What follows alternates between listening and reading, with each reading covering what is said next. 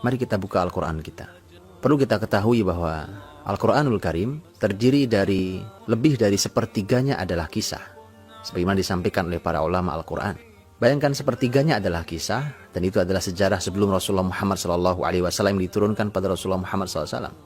Apa hikmah besar di balik itu?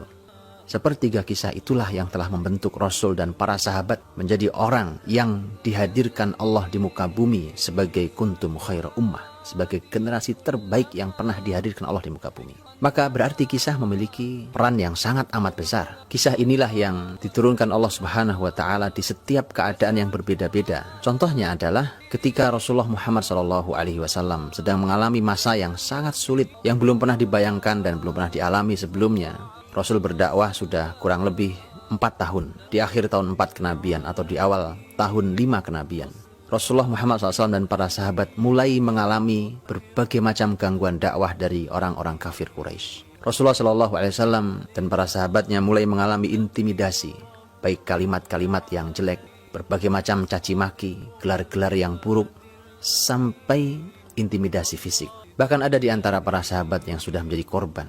Mereka meninggal dengan cara yang sangat mengenaskan, disiksa oleh keluarganya sendiri, disiksa oleh majikannya, disiksa oleh masyarakatnya. Maka kemudian yang menarik adalah Allah Subhanahu wa Ta'ala tentu tidak membiarkan ini semua. Allah turunkan Al-Quranul Karim. Di antara yang turun pada masa yang sangat sulit itu adalah surat Al-Kahfi.